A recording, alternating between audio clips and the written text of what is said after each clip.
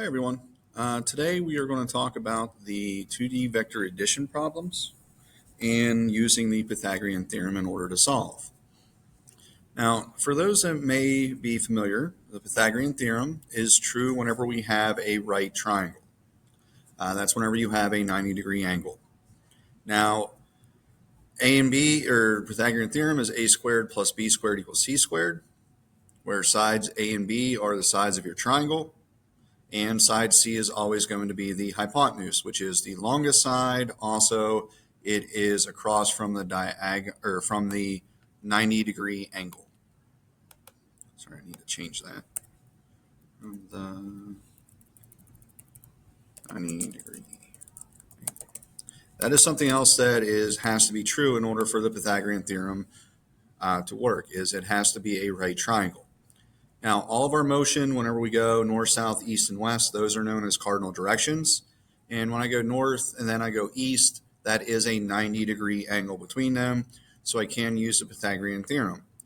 On the paper, you might ask, why is there x squared plus y squared equals r squared? What happened to the a, the b, and the c? Well, in our motion, when we have something that travels in the x, maybe goes east, say if this goes 4, I have something that goes north, say 3. My displacement from start to finish ends up being this piece right here. It went up and to the right. Now this left and right, that is our x dimension. Up and down, that's our y dimension. And our displacement is what's known as the resultant. And that's why we end up having this r here for the diagonal. If I look at an example, I can write these out on a piece of paper, but anytime I have something that's left and right, that's my x. Anytime I have something up and down, that ends up being my y, and the r is always going to be the diagonal. When I'm applying the Pythagorean theorem, it's x squared plus y squared is equal to r squared. R always has to be by itself. In all honesty, if we don't identify 6 as x and we say this is y, that is perfectly fine. But I have to have side r be across from your 90-degree angle. That has to be there in order for this to be true. If I plug in my numbers,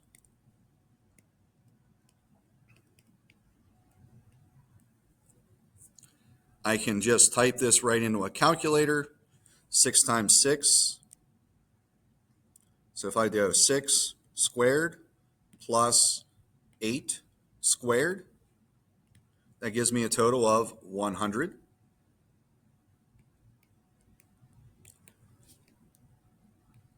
Now I don't want to solve for I don't want to solve for r squared. I want to solve for r.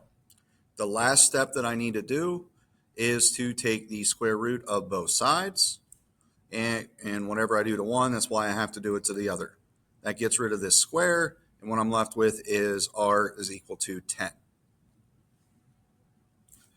On the top of your assignment for today,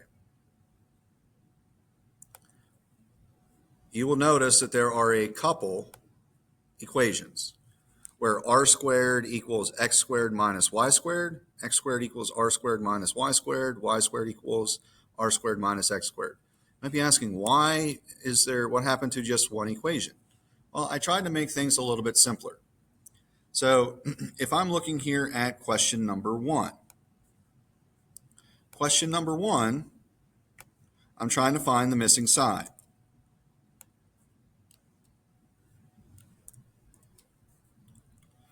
If I'm trying to find side y, just use the equation that has y by itself.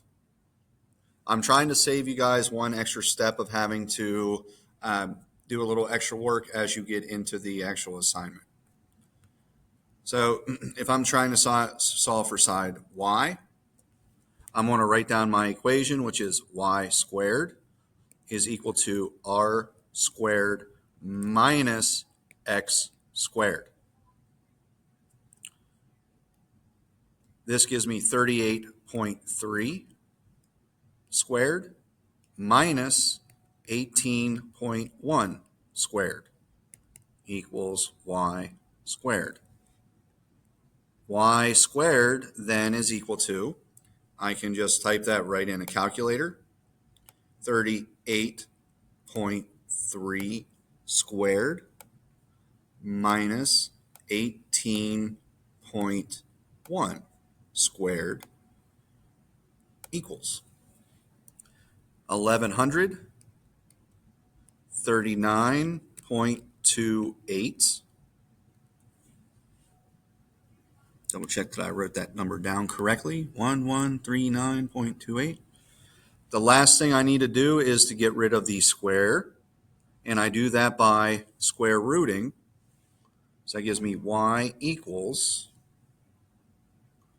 now since I still have that number in here, all I gotta do is press the x squared or the square root button, and that's going to give me a value of 33.75. I'm going to round my answer to the nearest tenth. Now, since it was 33.75, I looked the digit to the right.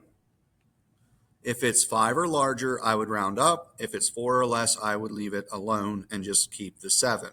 Since I have a 5, that's why I end up here with 33.8. Just be careful anytime you're solving for x or solving for y. The r squared minus the other side length.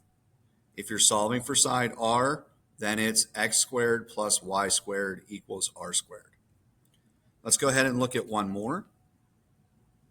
Pulling the form back up, take a look at my problem. Here's one where I solve for side r. So when I'm trying to solve for side r,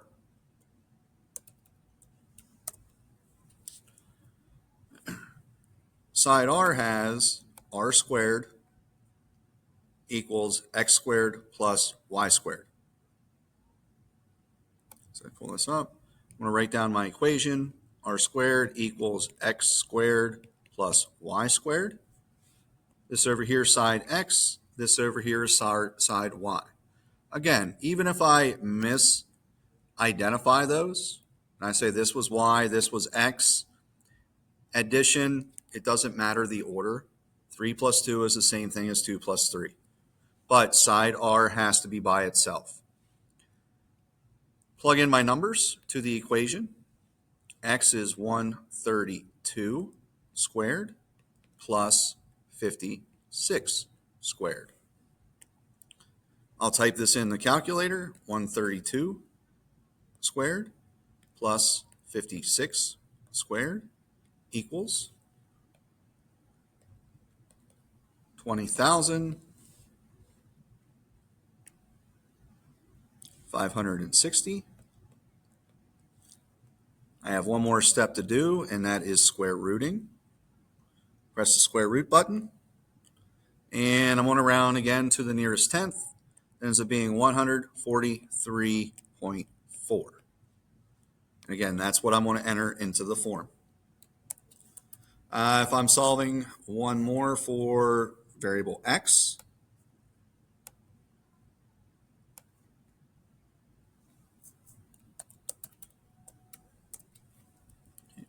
this time if I'm solving for x, the equation that I want to use is the one that has x by itself at the top.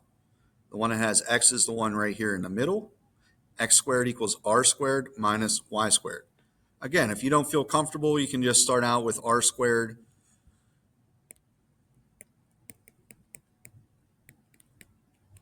You can still start out this equation every single time. You just will have to end up moving the one term over to the other. This basically just saves you that step by starting out with this particular version of the equation. Okay. Plug in my numbers, the ones that I know. That gives me 9.2 squared minus 1.3 squared. I type that in my calculator. 9.2 squared minus 1.3 squared equals 79.31 is equal to x squared. Then last step is to take the square roots. And taking the square root of the button, that has given me 8.9 as my answer for x. And that is all the more the Pythagorean theorem is. Please go ahead and work on completing the rest.